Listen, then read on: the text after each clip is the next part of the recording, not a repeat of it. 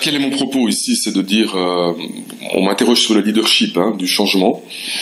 Alors, il faut déjà être convaincu qu'il faut un changement. Je suis convaincu, je l'ai montré à travers les chiffres.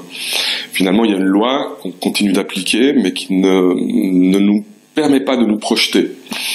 C'est-à-dire de nous projeter dans les résultats. Donc, on n'a plus de résultats, en fait.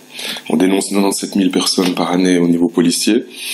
Et la demande ne diminue pas. Et l'offre est toujours calée à la demande.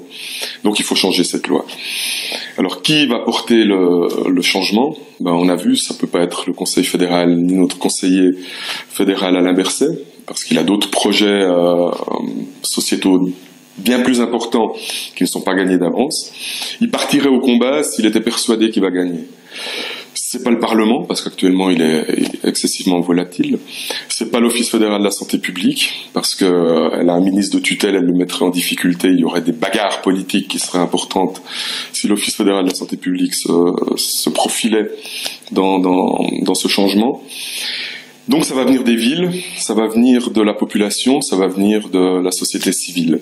C'est pour ça qu'on parle d'une dimension bottom-up. Et alors quand, comment, vraisemblablement que la Suisse va être influencée par les projets qui sont en cours dans les villes, malheureusement en ordre disparate. Donc les villes ne sont pas coordonnées, elles ont toutes des projets qui sont différents, avec des suivis scientifiques, des propositions différentes. Donc là, on est un peu en ordre dispersé, mais vraisemblablement qu'il y aura des résultats qui influenceront l'opinion publique, et puis qui influenceront aussi la perception de la population de cette problématique. Donc on va pouvoir prendre ce prétexte pour partager des savoirs avec la population. Et si la population augmente ses savoirs, le monde politique aussi, et là on peut espérer du changement à terme.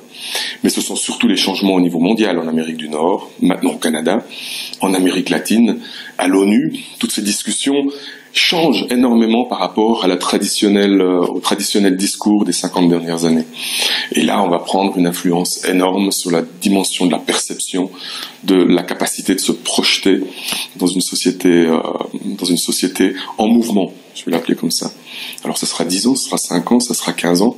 Je n'en ai aucune idée, mais j'aime bien dire, oui, en Suisse, c'est hâte-toi lentement, et puis observe, tranquillise-toi sur les résultats qu'obtiennent les autres États, avec d'autres politiques, avec d'autres changements, et on a cette capacité en Suisse de s'en inspirer.